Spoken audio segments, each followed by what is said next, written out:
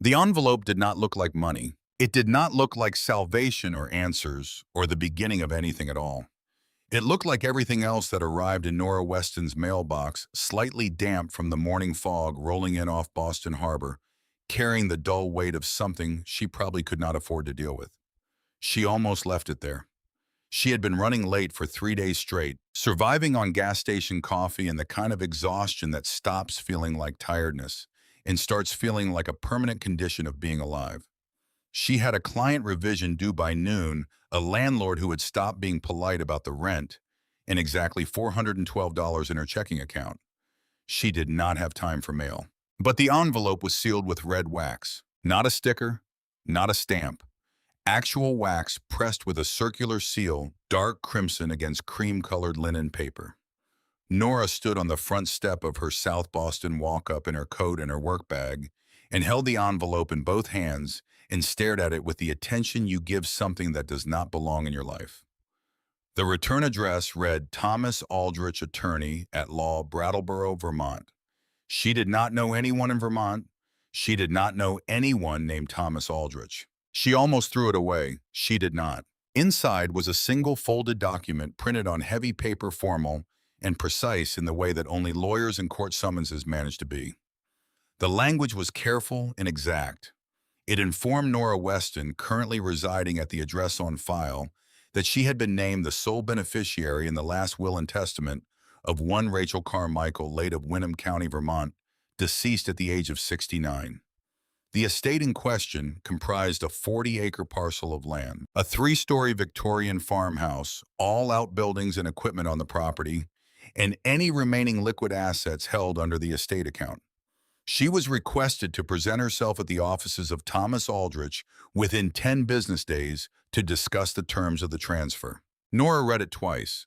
Then she sat down on the front step in the cold and read it a third time. She had never heard of Rachel Carmichael. She had never been to Vermont.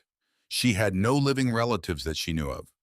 No godparents, no family friends, no one who might have watched her from a distance and decided at the end of a long life that she was the right person to leave something to.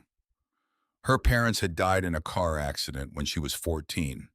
She had moved through 4 foster homes in 5 years, aged out of the system at 18 with a duffel bag and a bus ticket, and built something that loosely resembled a life out of freelance design work, and the stubborn refusal to ask for help she was not going to receive anyway. She was 28 years old. She owned a laptop, a secondhand drafting table, and a coffee maker with a cracked carafe she kept meaning to replace. She did not know Rachel Carmichael, but Rachel Carmichael apparently had known her. 3 days later, Nora sat in a leather chair in a mahogany-paneled office in Brattleboro and watched a silver-haired man named Thomas Aldrich read from a folder over the rim of his glasses with the careful, measured expression of someone who had delivered complicated news many times before and had learned to do it slowly. Rachel Carmichael had died 6 weeks ago. No hospital, no hospice.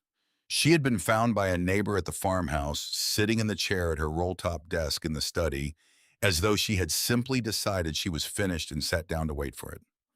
The medical examiner listed cardiac arrest. She had left no surviving immediate family, no children, no spouse. She had been married once to a man named Arthur Carmichael, who had abandoned her in 1974 and was never heard from again. What she had left was the land, the house, and a will that had been updated 8 months before her death, naming Nora Weston of South Boston, Massachusetts, as the sole heir to everything. There was a condition. Aldrich set down the folder and laced his fingers together. The condition, he said, was unusual.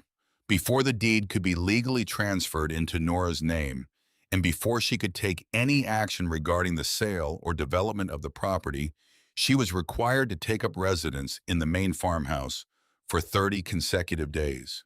If she left the property for more than 24 hours at any point during that period, the entire estate would revert to the Wyndham County Historical Preservation Society, which would receive it at no cost. Nora asked him if he was serious. He told her he was. She asked why. He said he did not know. Rachel had not explained herself, and a client's wishes were not something he was in the habit of questioning. Nora looked out the window at the gray November sky over Brattleboro and thought about $412 and a landlord who had recently stopped using her first name in emails. She thought about what 40 acres in rural Vermont might be worth to a developer, even in bad condition, even with a ruined house sitting on it. She thought about the fact that she had nothing to lose that was not already nearly gone. She asked for a pen. She signed the papers. Aldrich gave her a hand-drawn map. 2 days later, Nora packed everything she would need for a month into the back of her 2009 Honda Civic and drove north. The interstate gave way to state routes.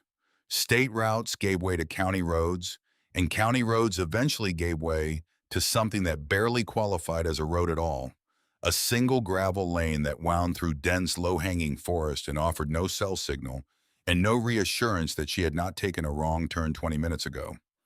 She followed the hand-drawn map. She turned at a pair of stone pillars so thoroughly consumed by dead ivy that she almost missed them entirely. She drove through. The world changed. The lane beyond the pillars ran for nearly a quarter-mile through what had once been the main orchard. 40 acres of apple trees, unpruned for what looked like many years, had grown wild and dense and sideways, their branches interlocking overhead into a canopy that killed the November afternoon light almost completely. The ground beneath them was carpeted in a season's worth of rotting apples, and the smell hit Nora before she had her window all the way down, thick and fermented and sweetly wrong, the smell of something good that had been left too long past its moment. She drove slowly. Branches scraped the roof of the Civic. The lane seemed to narrow as it went. Then the trees thinned and the farmhouse came into view. Nora stopped the car and sat for a moment with the engine running. It was a 3-story Victorian structure, wide and asymmetrical, with a wraparound porch that sagged at one corner where a pillar had given way. The white paint had long since stopped being white. It was the color of old paper now peeling off in long, dry strips that curled away from the clapboard siding like something trying to escape. The windows were intact, most of them, but so coated in years of grime and condensation residue that they gave back no reflection. Just a dark opacity that made the house look like it had no interior at all. A stone chimney rose from the south side, and a rusted weather vane on the peak of the main roof turned slowly in the cold wind, pointing nowhere in particular. It was the loneliest building Nora had ever seen. She killed the engine. The silence that replaced it was the kind she was not used to. Not the muffled urban quiet of late nights in the city, but an absolute, almost physical silence, broken only by the wind moving through the bare branches of the orchard and the distant sound of something wooden knocking against something else, wooden somewhere she could not identify. She stepped out. Her boots crunched on the gravel. She heard breathing that was not her own. She spun. A man was standing at the edge of the barn's shadow, close enough that she should have seen him when she pulled in far enough that the dim light had hidden him entirely. He was tall and angular, somewhere in his late 60s, with a face that had been worked on by weather and time into something that looked like old timber, deeply grained hard, not unkind, but not welcoming either. His gray beard was untrimmed. He wore a faded flannel shirt under a canvas jacket, and he was holding a pitchfork in one hand with the casual confidence of a man who had held one most of his life. He looked at her with the expression of a man who had been expecting this and had hoped to be wrong. Nora said, "Who are you?" "Cormac Briggs," the man said. His voice was unhurried. "I have a place down the ridge. Kept an eye on this property for Rachel once she stopped being able to walk the perimeter herself. Nora said she was the new owner."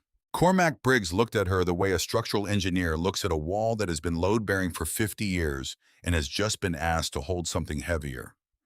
His eyes moved from her face to the Honda Civic, to the duffel bag she was pulling from the trunk, and then back to her face. "He said you ought to lock the doors at night." She asked why. He said the house was old, and the ground was unsettled, and that Rachel Carmichael had not died of old age, whatever the paperwork said. She had died of something wearing on a person for decades that eventually wore through. Nora asked him what he meant by that. He said nothing for a moment. Then he said she never slept well. Not once in all the years I knew her. And he turned and walked back into the shadow of the orchard and did not look back. And within 30 seconds, Nora could not see him at all. only the tree line and the darkening sky and the slow turning of the rusted weather vane overhead. She stood there in the gravel for a long moment. Then she picked up her duffel bag and went inside. The interior of the house had the particular smell of long-term neglect. Not quite mold, not quite dust, but something in between, something biological and slow. The smell of a place that had been breathing on its own for years without anyone opening a window. The entryway was wide and once elegant, with a staircase curving up to the second floor and a chandelier overhead that held dead bulbs and tarnished brass arms. The floors were original hardwood, dark with age, and they creaked under Nora's weight with a sound like protest. Every room on the ground floor was cluttered, not hoarder cluttered, but accumulated the way a person who has lived alone for decades fills a space slowly and never quite gets around to editing it. Stacks of agricultural journals, cardboard boxes of mason jars, a ceramic umbrella stand full of walking sticks, a grandfather clock in the hallway that had stopped at 11:43 and apparently decided that was fine. The electricity worked, the well pump worked, the ancient cast iron cook stove in the kitchen worked once Nora figured out the flu. She found blankets in a cedar chest in the upstairs hallway, and she made up a bed in the second floor room with the best window and the least amount of other things in it, and she ate a can of soup she had brought from the city and sat on the bed in her coat because the house was cold in the deep way.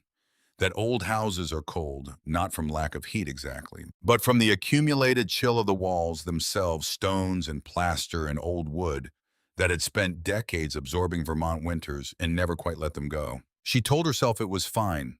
She told herself 30 days was 30 days, and this was a transaction, and she was a practical person. The first night she woke at 2 in the morning to the sound of footsteps directly below her on the ground floor. She lay still and listened. The sound continued for several seconds, slow, deliberate moving from one end of what she calculated was the hallway to the other, and then stopped. She got up and went downstairs with her phone flashlight on and found nothing. No one. Only the settling of old wood in the cold, the house breathing and shifting the way old houses do, its bones reacting to the drop in temperature, the way aging bodies react to cold mornings, stiffly, reluctantly, with complaint. She went back to bed. The second night, it was something else. A low, rhythmic sound from somewhere below the ground floor below. Even the kitchen, a hollow, resonant thudding, slow and irregular like something heavy shifting in a space where nothing should be moving. She checked the kitchen. She checked the pantry. She found a door in the pantry wall that she assumed led to a root cellar. But it was closed and the old latch held, and she stood in front of it in the dark for a long time and thought about rational explanations and decided she would deal with it in daylight. The third night she heard it again. On the fourth morning, she made a decision. She was not a woman who dealt well with not knowing things. The uncertainty of the house, what was in it, what was in the room she had not opened, what was making sounds below her at 2 in the morning was more unsettling than anything she might actually find, and she had spent enough of her life being unsettled by things she could not see to know that the only cure was to go look. She started on the ground floor, moving through each room systematically. The living room yielded nothing unusual beyond the clutter of decades. The dining room held a table large enough for 12 and chairs enough for 8, all of them draped in yellowing dust covers. The kitchen she had already mapped. Off the kitchen was a mudroom, and off the mudroom was a narrow corridor that ran toward the back of the house, and at the end of that corridor was a door. It was a heavy oak door set slightly deeper into the wall than the others, with brass hardware that had gone dark green with oxidation. It had a padlock on it, not a lock set into the door handle, but an additional padlock hasped and heavy locked from the outside. Someone had added it deliberately recently enough that the screws in the hasp were not yet fully corroded. Why do you lock a room inside your own house? You lock it because you are the only one who lives there, and the only thing that matters is keeping someone else out. Someone who might come after you were gone. Nora went to the barn. She found a crowbar behind the tractor and spent the better part of 20 minutes working the hasp until the screws pulled free of the wood with a sound like a small scream, and the door swung open into a room that breathed out a cloud of dry, stale air that smelled of paper and beeswax, and something older. Something like the inside of a church that had been closed for a very long time. It was a study, and unlike every other room in that house, it was meticulous. Floor-to-ceiling bookshelves lined two walls, holding decades of agricultural ledgers, organized by year, their spines labeled in careful handwriting.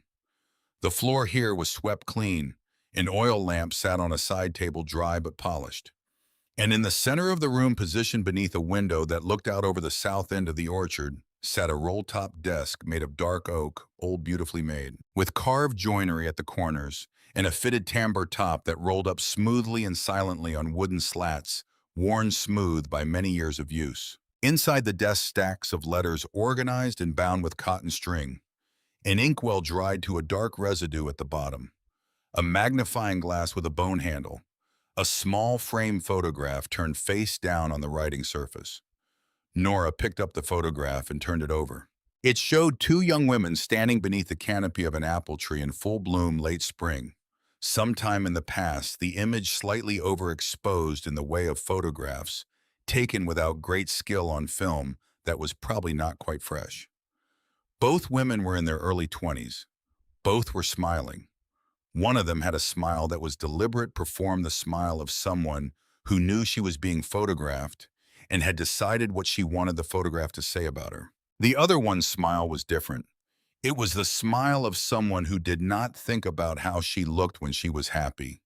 It was unguarded and slightly crooked, and it reached all the way to the corners of her eyes. Nora had seen that smile before. She had seen it in mirrors.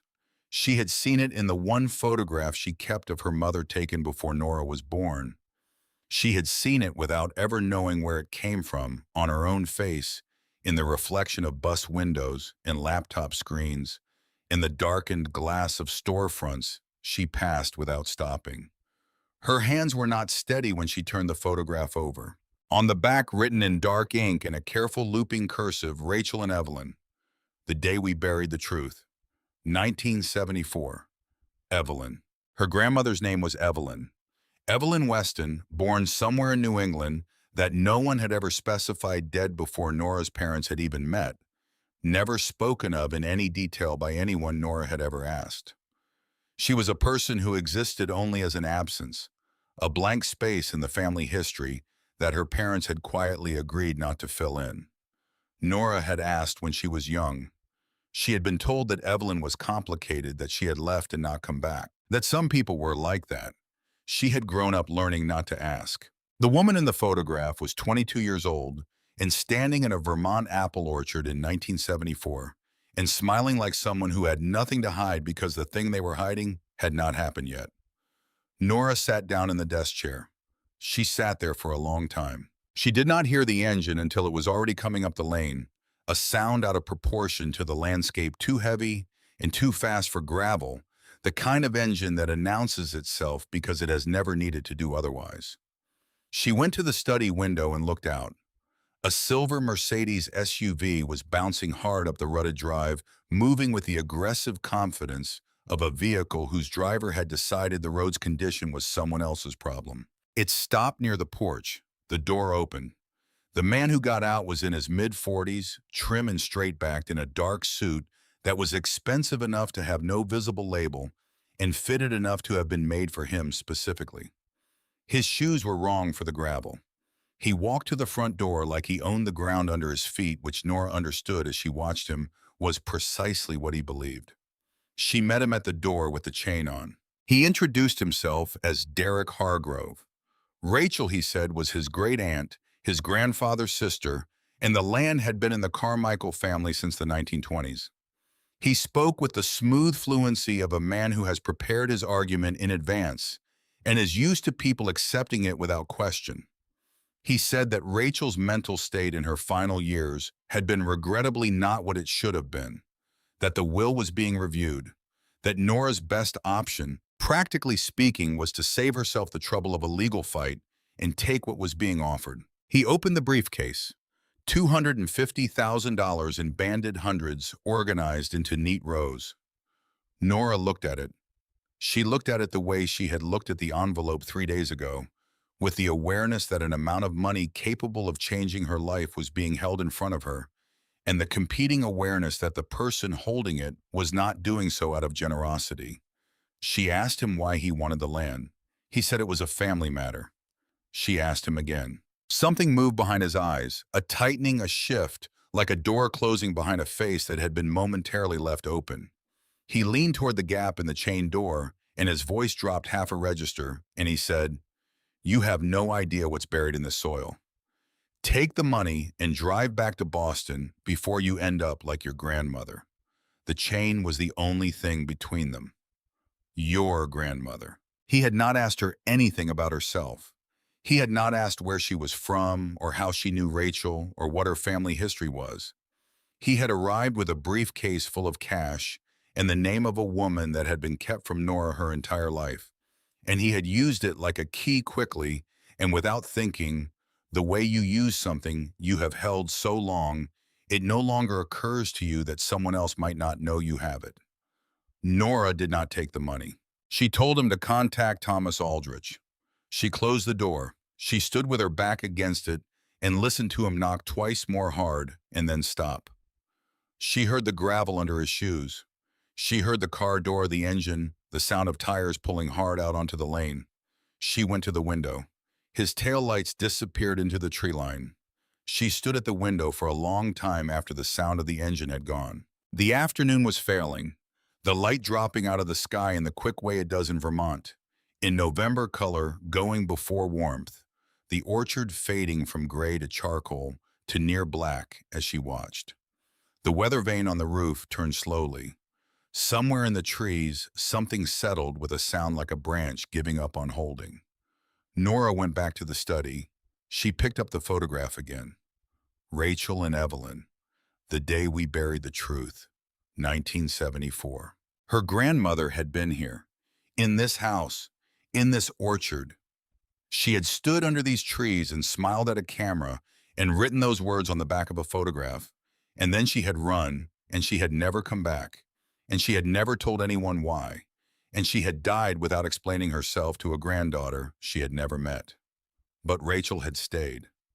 Rachel had stayed for nearly 50 years. Nora thought about what that meant to wake up every morning in the same house, to walk the same orchard, to sit at the same desk, carrying a secret that your oldest friend had decided she could not carry anymore. She thought about what Rachel had seen every time she looked at the floor of her own house, what she had heard in the quiet of these rooms, what it had cost a person daily across 5 decades to remain in the place where the worst thing had happened and never leave it. Why had she stayed? And then the other question, the one that arrived behind the first one and was harder to look at directly. Derek Hargrove knew her grandmother's name, not her parents' names, not Nora's name, not initially. Evelyn. He had come here expecting to find something, and when he found Nora instead, his first move had been to offer money, and his second had been to threaten her with a name she was not supposed to know, and his third had been to leave in a car that was still. Nora realized, not moving. She went to the front bedroom window on the second floor and looked down the lane toward the gate. The silver Mercedes was parked at the edge of the tree line, about 200 yards in its engine, off its lights off, sitting in the dark under the bare apple trees, like something that had been there all along and was simply waiting for her to look away. Nora did not look away for a long time. She stood at that window while the last of the light left the sky and the orchard went fully dark, and the house settled around her with its old sounds, its creakings, and its hollow rhythms from somewhere below.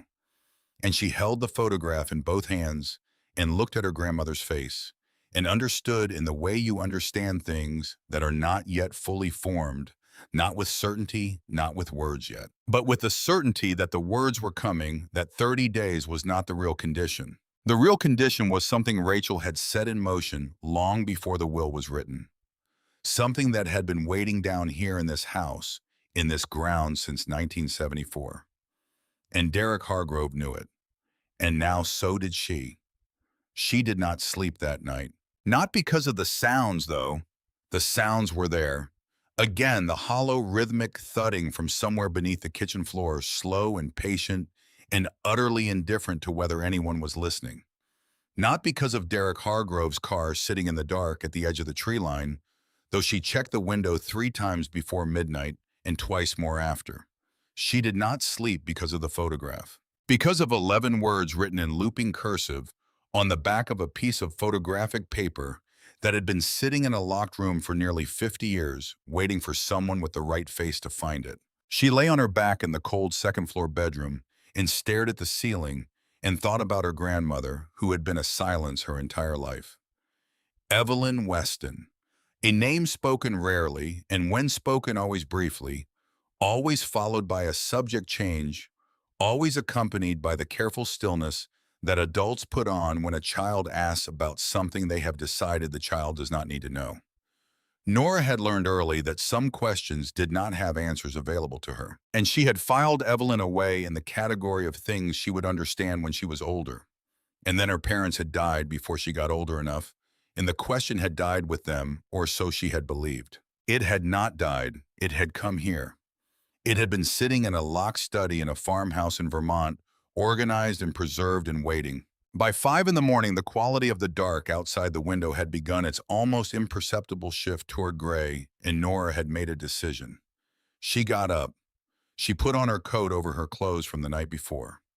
She went downstairs and stood in the kitchen and put her hand flat on the floor and felt nothing, heard nothing. The house was quiet in the early morning, the way it was not quiet later, a cleaner quiet. Before the wind came up and the old timbers began their daily conversation with the cold. She opened the pantry door. At the back of the pantry, past the shelving, with its decades of canned goods and empty mason jars, and one ancient box of oatmeal she had decided not to open, was the door to the root cellar.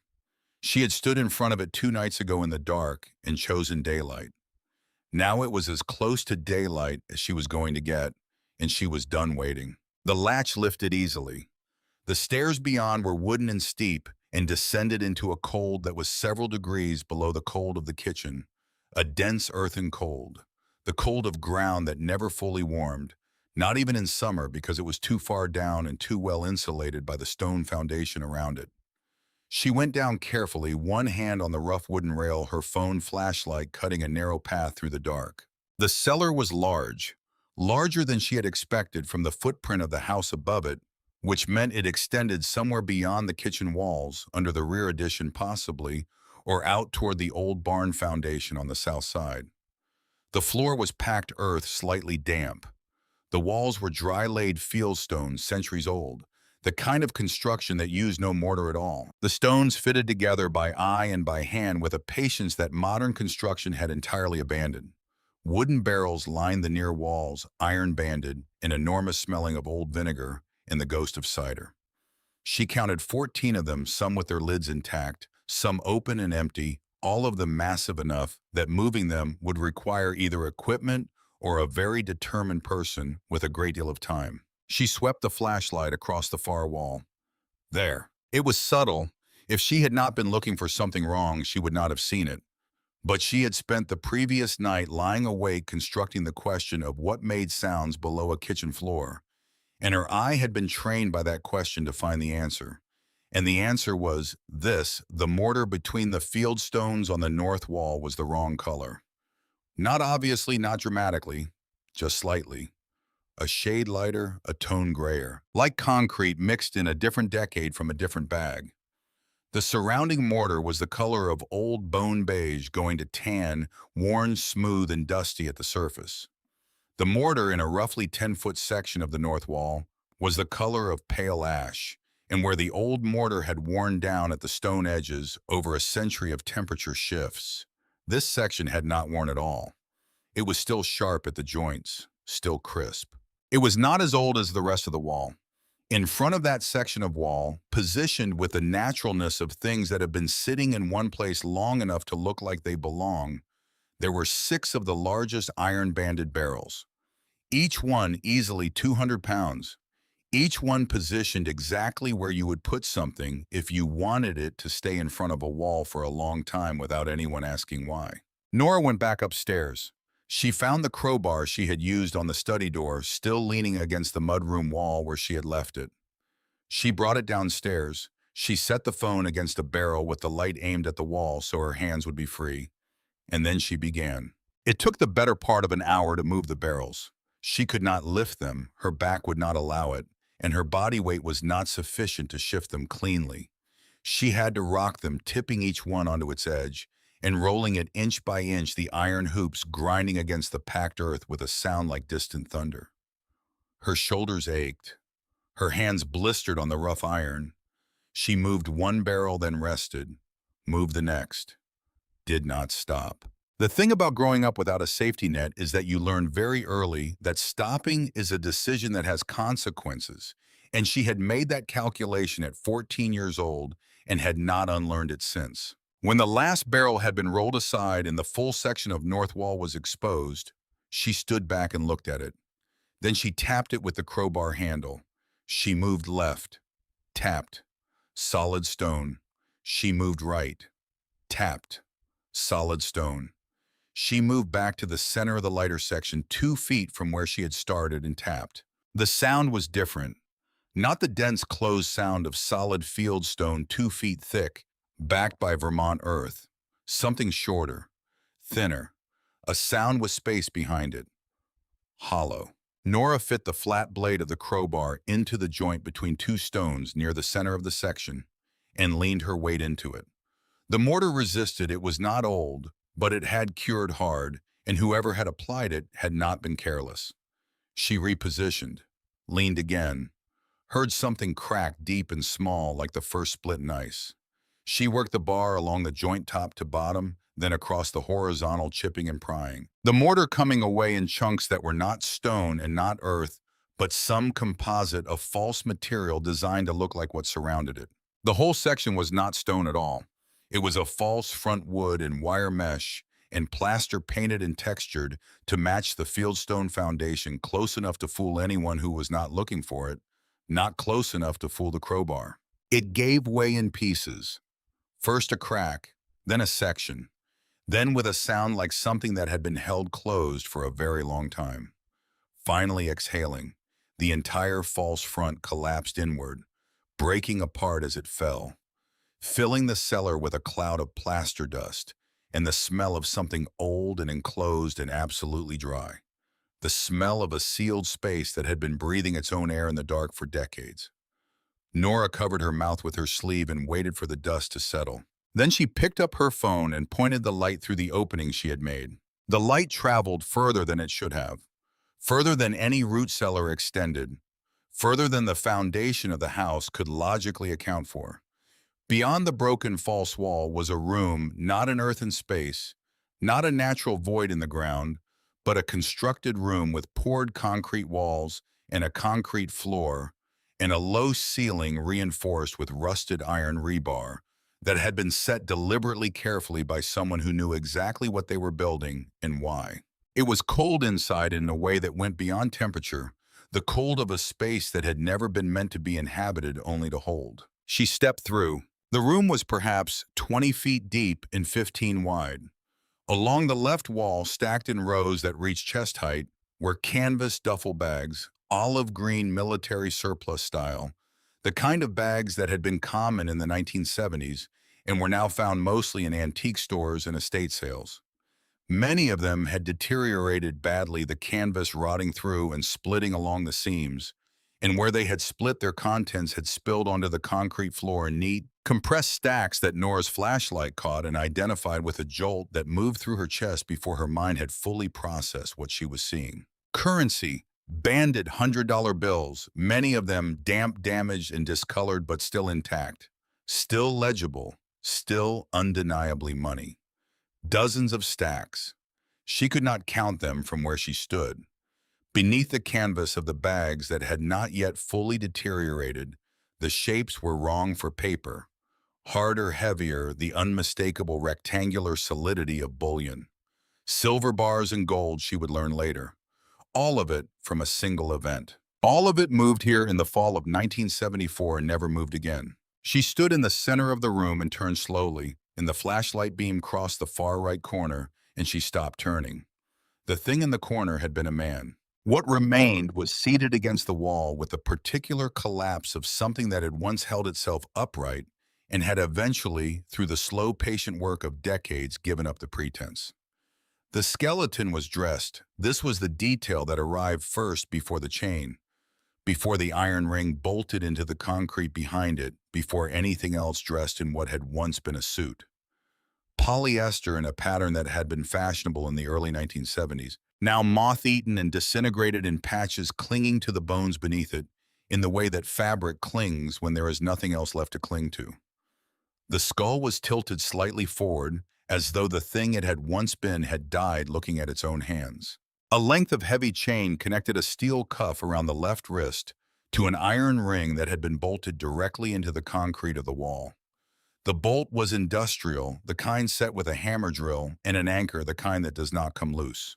The kind chosen specifically because it does not come loose. On the floor beside the remains arranged on a flat wooden crate that had served as a makeshift surface were three objects: a kerosene lantern long since dry, a small bottle of dried ink, and a leather-bound journal.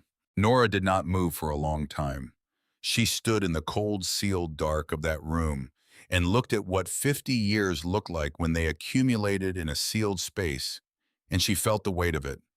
Not fear exactly, not anymore, but something heavier and more complex than fear. The understanding that she was standing at the end of something that had been in motion for half a century. That she had walked into a house and found not just a secret, but the entire architecture of a secret, built over a lifetime by two women who were 22 years old when they made a decision they could never take back. She picked up the journal. The leather cover came apart slightly at the spine when she opened it. The pages inside had fared better than the canvas bags. The sealed environment had kept them dry, and the ink, though faded, was legible throughout. The handwriting was the same careful looping cursive she had seen on the back of the photograph. The same hand, the same person, Evelyn. She read it standing up because she could not bring herself to sit down in that room. In the summer of 1974, Evelyn Weston and Rachel Carmichael were both 22 years old. They had been friends since childhood, grew up in the same county, gone to the same schools, knew each other the way people know each other when they have shared the specific geography of youth. Rachel had married Arthur Carmichael 2 years before, and Evelyn had come to stay at the farm that September, ostensibly to help Rachel through a difficult time that the journal did not specify further, but described with the careful brevity of someone writing around something too large to say directly. Arthur Carmichael was a specific kind of man. The journal described him with the precision of someone who had studied a dangerous thing long and closely, not with hatred exactly, though the hatred was there beneath the surface, but with the close clinical attention of someone who needs to understand exactly what they are dealing with in order to survive in proximity to it. He was charming in public and methodical in private. He broke things, objects, agreements, bones with the same even temperament, never raising his voice, as though the damage he caused was simply a natural consequence of the world failing to meet his standards. He had connections that Rachel had not known about when she married him. He moved in circles that did not advertise themselves. In September of 1974, Arthur and two men whose names Evelyn either did not know or chose not to write down carried out a robbery. The target was the Green Mountain Depository, a private bonded storage facility in Winham County that held, among other things, a significant quantity of cash and precious metal on behalf of clients who preferred not to use conventional banks. The robbery was not discovered immediately. Arthur was careful. He had planned it for months. What he had not planned for was his own nature. Within 48 hours of the robbery, both of his accomplices were dead. The journal did not describe how. It did not need to. Evelyn wrote only he came home alone with everything, and Rachel and I understood then what kind of man we had been living with. Arthur brought the money and the bullion to the farm and moved it into the old bootlegger's cellar, a space that had existed below the root cellar since Prohibition, known to him, apparently since before the marriage. He spent 2 days moving everything in. Then he got drunk. And when Arthur Carmichael was drunk, he talked because talking was another form of control, another way of demonstrating that he was the one who held all the information and all the power and could therefore afford to share a little of it with people who were not going to be around long enough to repeat it. He told Rachel he was leaving for Canada in the morning. He told her he had loose ends to deal with before he went. Rachel asked what loose ends. He looked at her and smiled. Evelyn wrote we understood what he meant. We had always understood what he was capable of. We had simply chosen the way women in that situation choose to believe it would not happen to us. That night we stopped choosing that. The foxglove grew in Rachel's kitchen garden. She had planted it herself 2 years before for the flowers, tall purple spires that bloomed in June and were poisonous in every part root to petal, a fact that every person who kept a kitchen garden in Vermont knew the way they knew the names of the rivers. Rachel dug the roots that evening while Arthur sat on the porch with his bottle. She crushed them in the kitchen and stirred the extract into his cider and brought it to him without her hands shaking, which Evelyn wrote was the bravest thing she had ever witnessed in her life. It took less than an hour. When Arthur Carmichael lost the use of his limbs, they dragged him from the porch to the root cellar and through the hidden passage to the bootlegger's space below. They chained him to the iron ring that had been set in the concrete wall in 1928 for an entirely different purpose. They went back upstairs, they mixed the concrete and the plaster, and over the course of the following day, working in shifts, they sealed the wall. Evelyn wrote he was still conscious when we laid the last stones. He had been screaming for most of the night. By morning, he was not screaming anymore, but he was alive. I know he was alive because I could hear him breathing through the wall. I heard it for 2 days. Rachel heard it for longer, but she never told me how much longer, and I never asked. 3 days after they sealed the wall, Evelyn left. She drove to Ohio. She changed her last name. She did not contact Rachel again, not because she did not want to, but because the journal's final entry made the reason clear. I am afraid that if I write to her or call her or go back, I will lead something back with me. I am afraid of what Arthur told people before that night. I am afraid of his connections, the ones we did not know about. Rachel is staying. I do not understand how she can stay. I think perhaps it is the only way she knows to keep watch. I am leaving because I am carrying something I cannot put down, and I need to get far enough away that it cannot reach whatever comes after me. Whatever comes after me. Nora stood in the cold, sealed room with her grandmother's journal in her hands and understood that she was what had come after. That all of this, the farmhouse and the orchard, and the sealed room and the photographs and the will, had been pointed at her specifically across 50 years in 2 generations by a woman who had sealed a monster in a concrete room at the age of 22 and then driven to Ohio and raised a daughter and died without ever explaining to anyone what she had done or why she had done it, because the fear of what she might lead back had never left her. She stood there long enough that the cold of the room had moved through her jacket and into her shoulders. She stood there long enough that the flashlight on her phone dimmed once and then steadied. She stood there and felt the full weight of what her grandmother had carried for 50 years, the particular texture of a secret that has no release valve, that can never be shared with anyone who does not already know, that must be held alone and in silence for the rest of a life that goes on regardless. And then before she could move, before she could begin to form any thought about what to do next, with any of this she heard footsteps. Not the house settling, not the old wood contracting in the cold. Actual footsteps on the kitchen floor directly above her head, heavy and deliberate and moving with the specific cadence of someone who knew where they were going. Nora killed her flashlight. The cellar went absolutely dark. She did not breathe. The footsteps stopped. A pause. Then the creak of the pantry door. Then the specific groan of the cellar stairs weighed on old wood, one step at a time, careful but not careful enough to be silent. Light appeared at the shattered wall, opening a high-powered beam. Not a phone light, a proper torch, the kind carried by someone who had come prepared for exactly this. It swept the cellar, found the displaced barrels, found the crowbar on the floor, stopped. Nora pressed herself against the concrete wall inside the hidden room in the dark, 6 feet from the skeleton of Arthur Carmichael, and did not move. A figure stepped into the cellar, then another behind the first. She recognized Derek Hargrove's voice when he spoke. Though he was not speaking to her, he was speaking to the man behind him quietly in the tone of someone confirming something they had already suspected. He said she found it. The second man said nothing. Derek moved toward the opening in the false wall. Nora watched the beam of his light through the crack between the broken edges of the false front, tracking it as it swept the room she was standing in. It passed over the canvas bags. It passed over the bones in the corner. It stopped on the journal still open on the wooden crate where she had set it down moments before. Derek stepped through the opening. He stood in the room and swept his light slowly from wall to wall, and when it reached the corner where the skeleton sat chained to the iron ring, he stopped and something happened to his face that Nora could see even in the reflected light. Not shock exactly, because she understood now that he had known or suspected or been told enough to guess.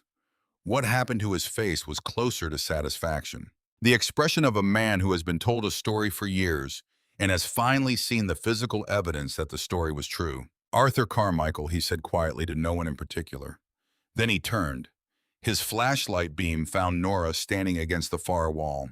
There was a moment of absolute stillness. Then Nora moved. She did not run toward the opening. He was between her and the opening, and the man with him was still in the cellar beyond. She moved sideways along the back wall of the hidden room fast and low, and she grabbed the wooden crate as she passed it and swung it hard into the beam of Derek's flashlight.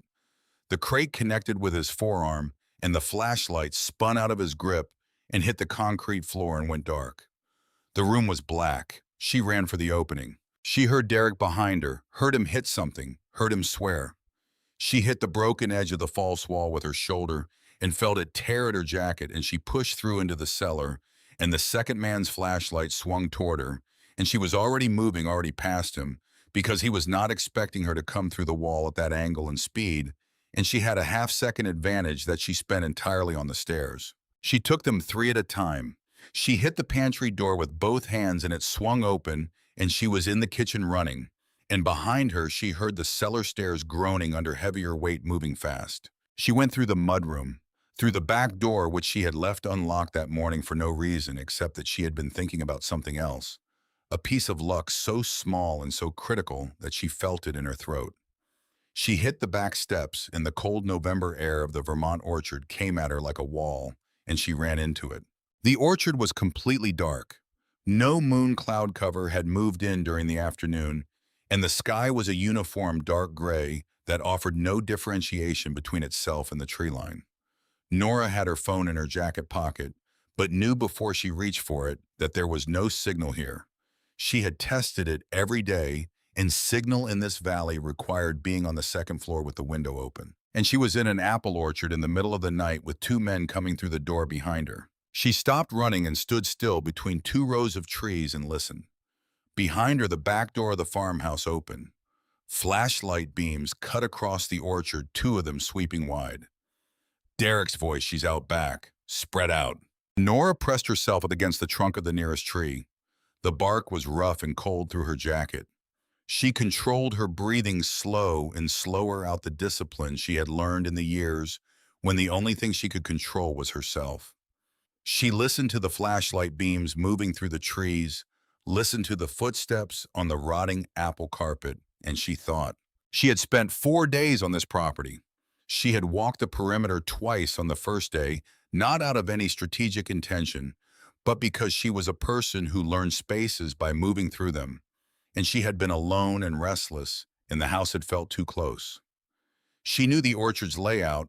The rows ran north to south with a cart track crossing east to west, approximately 100 yards from the house. She knew that the east edge of the orchard bordered what had once been a processing area, a concrete pad with a pair of rusted iron rails set into it, and a massive wooden hatch at the center, the remnant of an old cider pressing operation. She knew the hatch was rotten.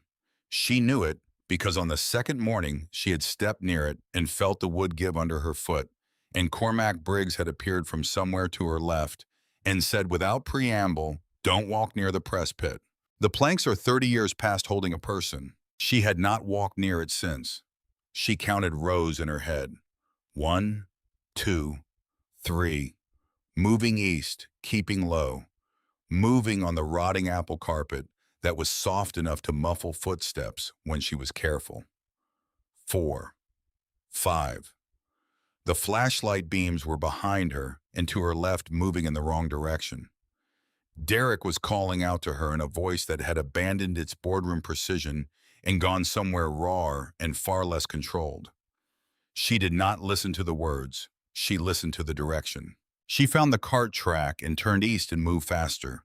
She heard Derek redirect, heard him change course. He was closer than she had expected, and she understood that he had seen something, a movement, a shape against the slightly lighter gray of the cart track, and he was coming. She ran. The press pit was marked by a rusted iron post at its near corner. She had noted it without noting it, the way you note things that seem unimportant until they become everything.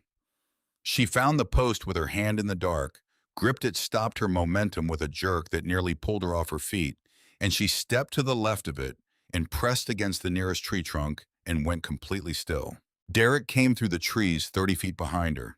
He had the flashlight in one hand and something else in the other, and he was moving fast, not carefully the way a man moves when he is certain of the direction and has allocated all his attention to speed. Nora waited. She waited until he was 15 feet away, and she could hear his breathing, and she could see the beam of his flashlight swinging ahead of him, and then she moved out from the tree trunk and crossed his beam deliberately. Let him see her, let him fix on her, and she stepped sharply to the left and dropped behind a low tangle of overgrown rootstock and went still. Derek did not stop. He took 2 more steps at full speed, and then the rotten planks of the press pit cover gave way beneath him with a sound like a gunshot, a single sharp crack that echoed across the orchard, and then became a continuous tearing, splintering collapse. And Derek Hargrove went through the floor of the orchard and fell 15 feet to the concrete base of the press pit below. The sound he made when he landed was not something Nora would forget. She stayed behind the rootstock. She heard the second man coming through the trees from the west, heard him reach the edge of the pit, heard the beam of his flashlight go down into it, heard him say something in a voice that had lost its operational calm entirely. Whatever he saw at the bottom of that pit changed his calculation. The footsteps moved away from her fast back toward the house and the lane and the road beyond. Nora stayed still for another full minute listening to Derek's voice from the bottom of the pit. Continuous, ragged, the voice of a man in serious pain whose situation had changed entirely. She felt the cold. She felt the bark of the apple tree against her palm. She felt the strange, hollow stillness that comes after sustained terror has burned through and left the body still running on the chemistry of it, the way an engine runs for a moment after the key has been pulled. Then she got up. She moved through the orchard toward the barn, staying off the cart track, keeping the trees between herself and the house. The barn door was on the south side, and she reached it without seeing anyone. Inside, behind the old John Deere tractor that smelled of oil and rust and 30 years of disuse, was a vehicle she had noted on her first walk through the property and filed away Cormac Briggs's truck, an old Ford 3/4 ton, parked against the barn wall as though it had always belonged there. She had assumed he had walked home through the ridge that first day and left it. She checked the visor. The key was there. She had not expected it to start on the first try. It started on the first try, a rattling, uncertain, beautifully functional, mechanical sound that filled the barn and made the pigeons in the rafters shift and resettle. She put it in reverse and backed out into the yard and turned south and drove the length of the lane without her lights on, navigating by the slightly lighter gray of the gravel against the dark edge of the tree line on either side. And she did not turn the headlights on until she was through the stone pillars and onto the county road. She drove. The road climbed out of the valley and the cell signal returned in the way it always did. 1 bar, then 2, then 3, appearing like something surfacing from very deep water. She pulled off onto the gravel shoulder and sat in the idling truck with her hands on the wheel and called 911 and told the dispatcher what she needed to tell them. And then she sat and waited, engine running, and watched the dark sky over Vermont begin to change almost imperceptibly at its eastern edge. Somewhere behind her, in a concrete pit in the middle of a dark orchard, Derek Hargrove was learning something that the women who had lived on that land had understood for 50 years. That the ground remembers. That what you bury does not stay buried. That some places hold their secrets with the patience of something that has been waiting a very long time for the right person to come and open them up. The first state police cruiser arrived 17 minutes after her call. She heard it before she saw it. The distant wail of the siren cutting through the cold Vermont pre-dawn, growing louder as it climbed the county road from the south, the blue and red light painting the tree line in alternating color before the vehicle itself appeared around the bend. Then a second cruiser behind it, then a third. By the time Nora had turned Cormac's truck around and led them back down the lane through the dark orchard, there were 4 state police vehicles behind her, their lights strobing silently through the bare apple branches, making the whole property look like something from a dream she had not consented to have. She showed them the press pit first. 2 officers knelt at the edge and pointed their lights down into it, while a third called for an ambulance. Derek Hargrove was alive. He was conscious, and he was in significant pain, and he was not going anywhere, which was perhaps the most important fact of the morning. He had both legs broken, the right one badly, the kind of break that announces itself in the stillness a person holds around it.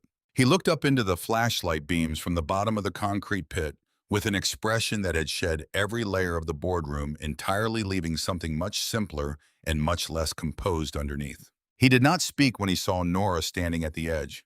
She did not speak to him either. She led the officers to the farmhouse and through the kitchen and down the cellar stairs and through the broken false wall.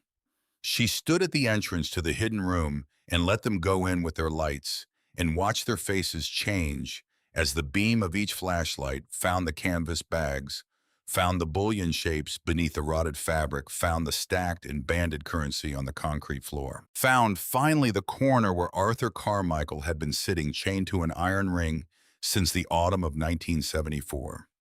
She watched them process it in the way trained professionals process things that fall outside the expected range of a Tuesday morning in Winham County, with a careful, deliberate stillness, the effort of keeping the face professional while the mind rearranges itself around something it was not prepared for. The detective who arrived an hour later was a woman in her 50s named Hardcastle Compact, and unhurried with eyes that collected details constantly and without apparent effort.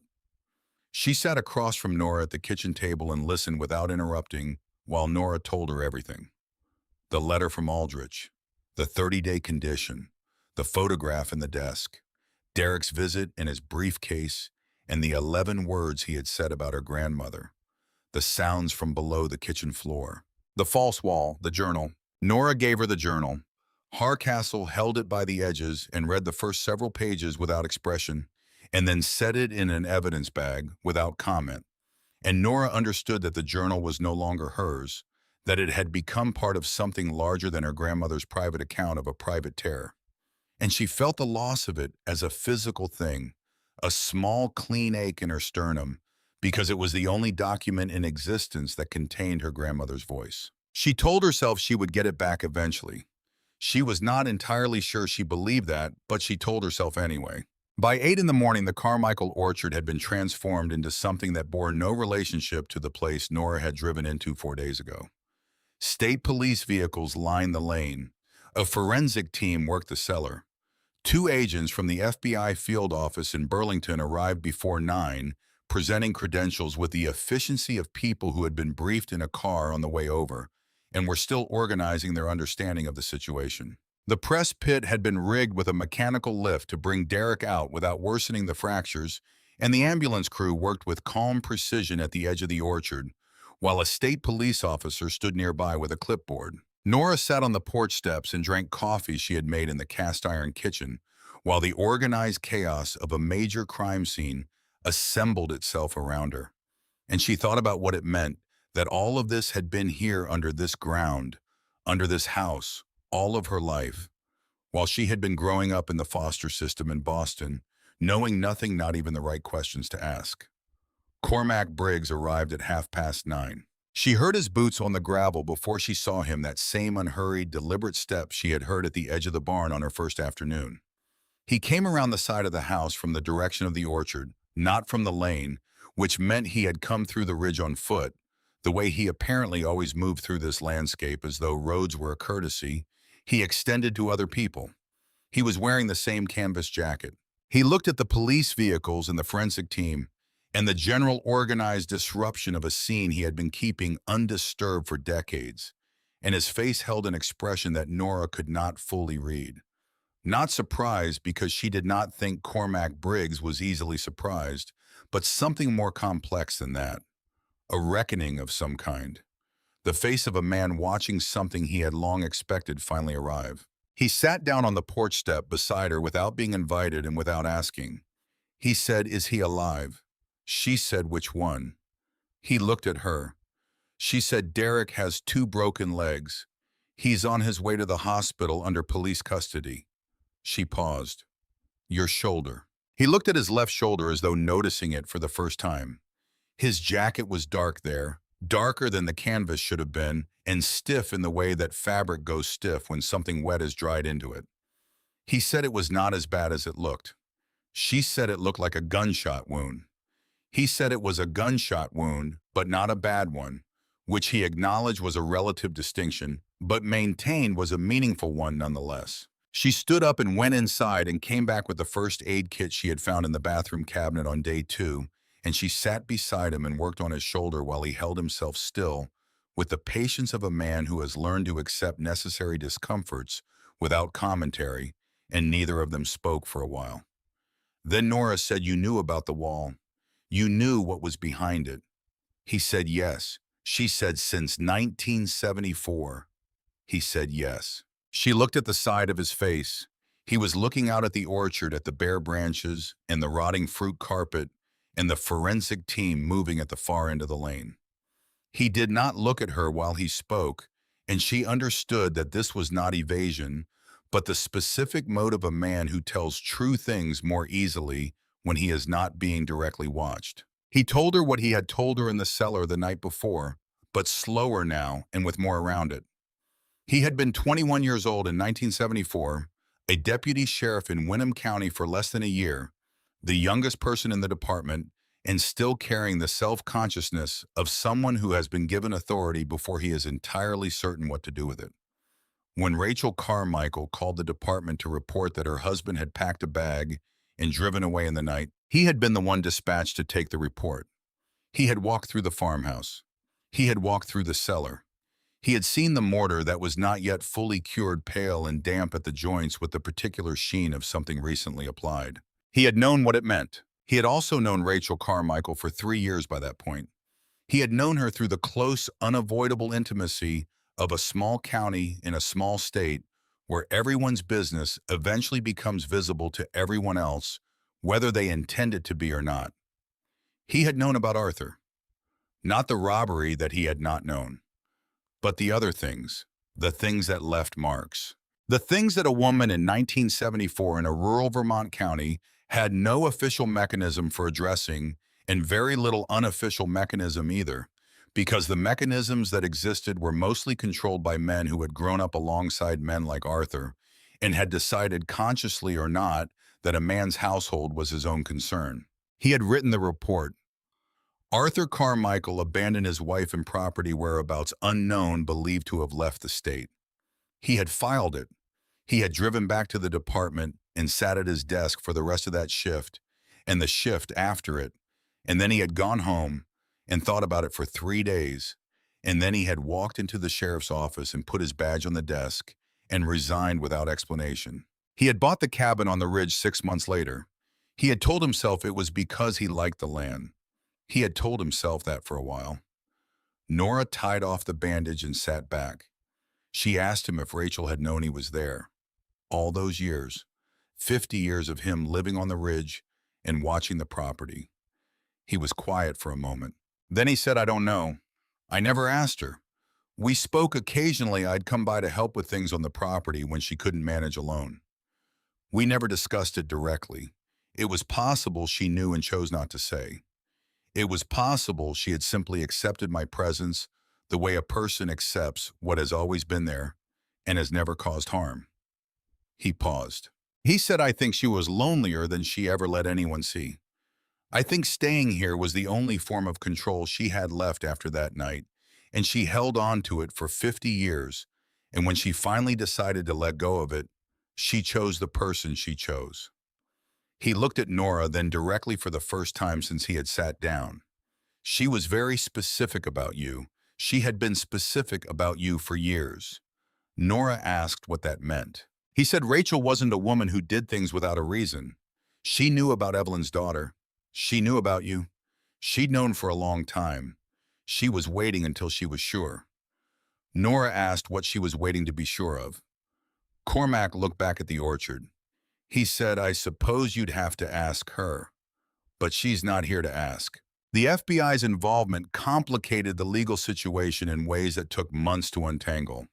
The Green Mountain Depository robbery of 1974 had been investigated at the time by both state and federal authorities and had never been officially solved. Arthur Carmichael had been a person of interest but had disappeared before he could be formally questioned. The insurance company that had covered the depository's losses had paid out its claims in 1976 and dissolved in a restructuring in 1991, which meant that the recovery of the stolen assets fell into a legal category that had no clean precedent requiring consultation between the Vermont Attorney General's office, the FBI, and two different federal courts before anyone could determine with confidence what happened next. Derek Hargrove was charged from his hospital bed. The charges were substantial criminal trespass, aggravated assault conspiracy, weapons offenses, and a separate federal charge related to a pattern of fraudulent claims he had apparently filed against Rachel's estate over the preceding 4 years, attempting to establish legal standing for a challenge to her ownership of the property. His associate, the man who had been with him in the cellar that night, was apprehended at a gas station 11 miles south of the property at 6 in the morning, still carrying the weapon he had used to shoot Cormac Briggs. The legal proceedings moved slowly. Nora returned to South Boston for 2 weeks to deal with her apartment and her clients and the practical debris of a life she had put on hold. And then she went back to Vermont because there was nothing in Boston that required her presence. And she had come to understand something in Vermont that did. She stayed in the farmhouse. She completed her 30 days. She signed the deed transfer in Aldrich's mahogany office on a cold December morning with frost on the windows and a cup of coffee that was better than she had expected, and she drove back to the property with her name on a document that said the land was hers. The financial resolution came in February. The state of Vermont, in coordination with federal authorities, determined that the recovered assets constituted the proceeds of a documented federal crime. Given the dissolution of the original insurer and the absence of any surviving claimants, and given Nora's full cooperation with the investigation and her status as the legal heir to the property in which the assets had been concealed, the Attorney General's office negotiated a finder's settlement that was by any measure more money than Nora Weston had ever imagined being in the same room with, let alone owning. It did not happen quickly, and it did not happen without legal fees, and it required Aldrich to earn his retainer several times over, but it happened. Derek Hargrove was convicted on all primary charges 18 months later. His legal team argued at every stage that he had been acting to recover property rightfully belonging to the Carmichael family, and that the violence of that November night had been a response to Nora's own actions in the cellar. The jury deliberated for less than 4 hours. Nora was not in the courtroom when the verdict was read. She was in the orchard. She had been spending a great deal of time in the orchard. She had hired an arborist in January, a quiet, precise man from Montpelier named Alderton, who arrived with a truck full of specialized equipment and spent 2 days walking the property before he said anything at all. What he said eventually was that the trees were not dead. Stressed, misshapen, badly in need of intervention, but not dead. Apple trees of this variety heirloom rootstock, some of them original plantings from the 1920s. The kind of genetic heritage that commercial orchards had spent decades eliminating in favor of uniformity and yield were resilient in ways that ornamental trees were not. They had been bending themselves toward light for 15 years without anyone helping them. They had continued producing sparsely and unpredictably without anyone harvesting. They were not finished. He said it would take 2 to 3 seasons of proper pruning and soil management before the orchard approached anything like its former productivity. He said the bones of the place were sound. Nora hired him. She hired a structural contractor for the house in March, a woman named Pruitt, who came recommended by someone Alderton knew, and who walked through the Victorian with the same silent assessing quality as the arborist touching walls and testing floors and peering into corners with a flashlight before delivering her verdict. The house was not as far gone as it looked. The foundation was solid. The framing was old-growth timber that had outlasted several generations of owners and would outlast several more. The cosmetic damage, the peeling paint, the sagging porch, the dead windows was real but surface. Beneath it, the structure held. Pruitt said someone built this house to last. Whoever it was, they weren't cutting corners. Nora thought about what it meant to build something to last, to construct a thing with the understanding that you would not be the only one to live inside it, that the choices you made in the framing and the foundation would be inherited by people you could not yet imagine, who would stand in the rooms you built and make of them whatever they needed to make. She thought about Rachel Carmichael staying in this house for 50 years. She had thought about it many times since November, turning it over from different angles, finding something new each time. It had not been stubbornness alone. It had not been penance alone, though surely it had been both of those things at different points across half a century.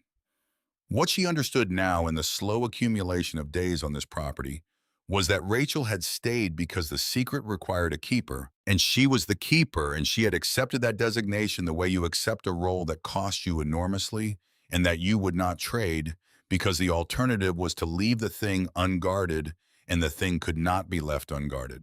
And then, when she was ready to let it go, she had chosen the person she trusted to receive it. She had chosen carefully.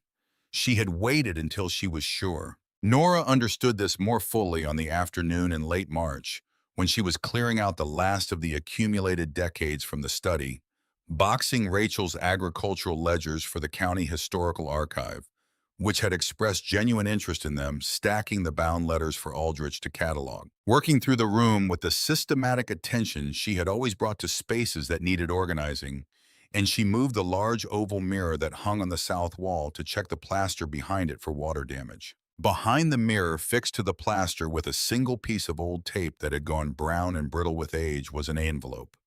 It was not heavy, not formal, not sealed with wax or addressed through a lawyer.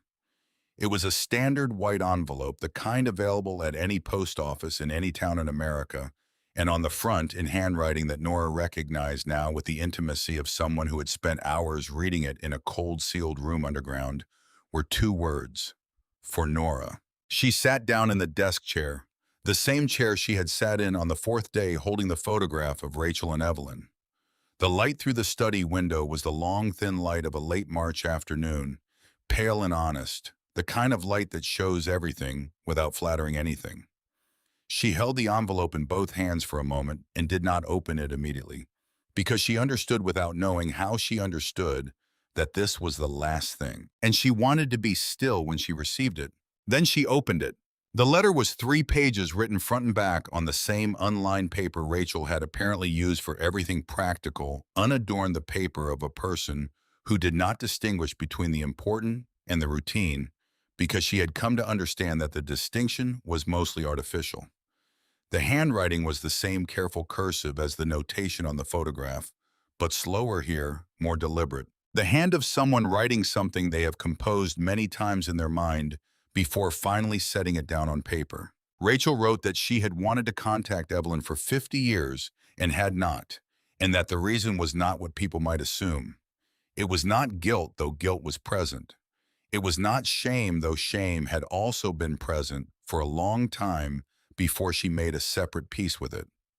The reason was Derek's grandfather, Arthur's brother, a man who had spent years after Arthur's disappearance asking questions that came too close to the right answers. A man who had passed his suspicions to his son, and his son had passed them to Derek. And Derek had grown up with the belief that there was something on this property worth finding, and had spent the better part of a decade looking for legal angles to access it. Rachel had watched this. She had managed it. She had used Aldrich to construct legal barriers that were robust enough to hold, but required constant attention. And she had managed the situation for years by being present, by being the living owner of a property that no one could access without her consent. When she understood that she was dying, she had made her plan. She wrote, "I have known about you since you were 4 years old. I hired someone to keep me informed, not to interfere, only to know. I watched you grow up in those houses without anyone to anchor you, and I watched what it made of you, and what it made of you was someone I recognize. Someone who learned to read a situation before committing to it. Someone who does not stop when stopping would be easier. I recognize those qualities because I spent 50 years cultivating them in myself, and I know what they cost, and I know what they are worth. She wrote, I did not leave you this property as compensation for what you were owed. That is not something I am capable of providing.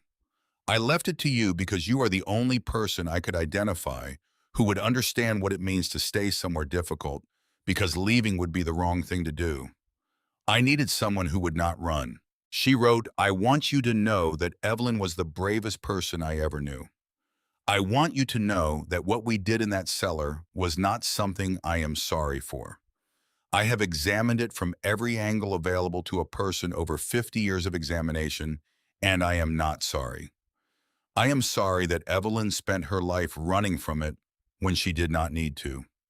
I am sorry that I could not tell her that sooner. I am sorry that I cannot tell her now. She wrote, the orchard is older than both of us and will outlast both of us. The trees know what they are doing. Your job is simply to get out of their way and let them.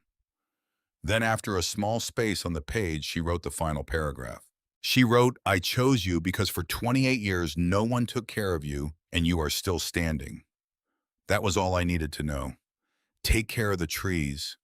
Take care of the old man on the ridge. He has been faithful longer than faithfulness had any right to expect.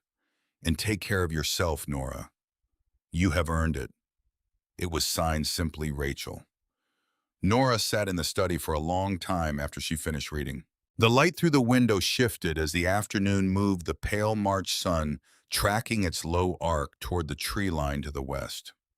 She could hear distantly the sound of Alderton's crew in the south section of the orchard, the careful metallic sound of pruning shears working through old wood, the occasional crack of a larger branch coming down cleanly, the sounds of a place being tended, of someone getting out of the tree's way and letting them do what they had always known how to do. She set the letter on the desk.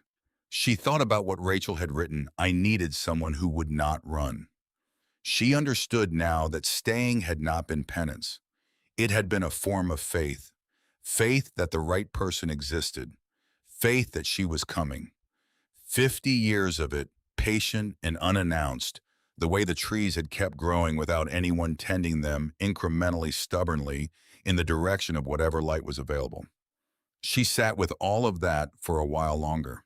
Then she got up because there were things that needed doing, and she was a person who did things that needed doing and that had not changed and was not going to change, regardless of how much money was in her account or whose name was on the deed or how long she had been in one place without moving.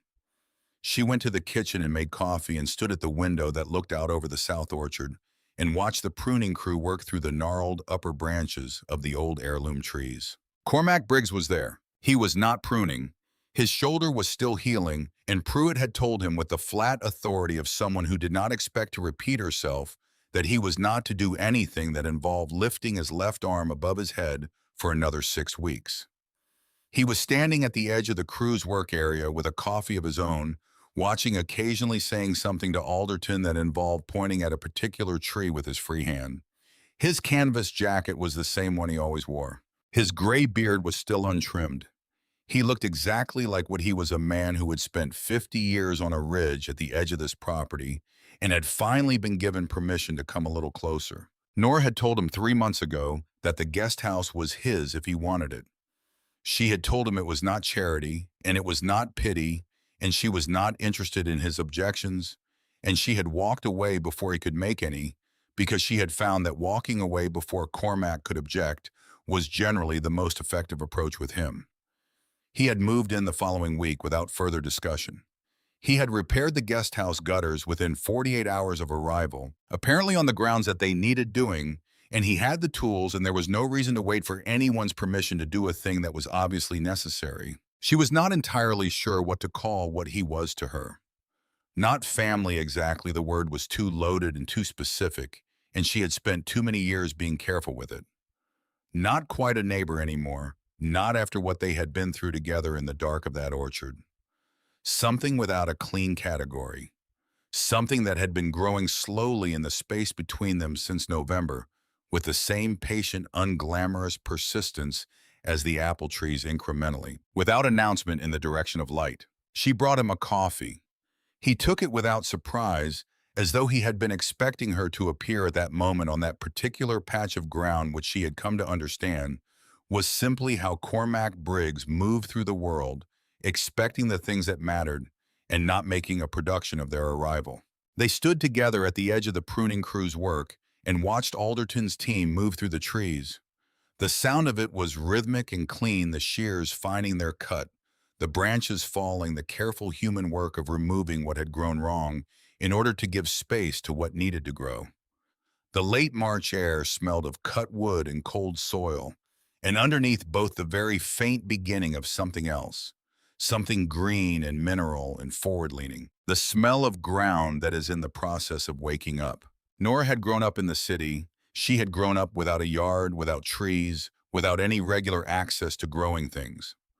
She had not known until she stood in this orchard on a March morning that a place could smell like the future, that soil in the process of waking up had a specific character to it, as though the ground itself was oriented towards something coming rather than something past. She thought about her grandmother standing under these trees in the spring of 1974, smiling at a camera with the unguarded smile that Nora had inherited without knowing where it came from. She thought about what Evelyn had carried for the rest of her life, not just the secret itself, but the distance the secret required, the permanent separation from the one person who shared it. The years of silence that must have felt like the only safe option, even as they accumulated into something unbearable. She thought about Rachel's letter, about being watched from a distance for 24 years by a woman she had never met, a woman who had known her name since she was 4 years old and had waited with the patience of someone who had learned to wait across decades until she was sure. She thought about what it meant to be chosen by someone like that. Not because of blood, though blood was present. Not because of obligation, though obligation was also present. But because of something observed over a long time from a careful distance, the specific quality of a person who has been given every reason to stop and has not stopped, who has been handed loss after loss and has absorbed each one without going under, who has built a life from materials that should not have been sufficient and has built it anyway. Rachel had seen that. She had recognized it because she had spent 50 years doing the same thing on a smaller and more solitary scale, and she had understood that the person who could receive what she had to leave was not a person who needed to be protected from difficulty. It was a person who had already proven they could carry it. Nora could do that. She had been doing it, she understood now, since she was 14 years old. Cormac finished his coffee and after a while, apparently deciding that pointing with one hand did not constitute the kind of lifting Pruitt had forbidden, moved closer to the trees and began talking to Alderton in the low, detailed way of someone who has been observing those particular trees for decades and has opinions about each one individually.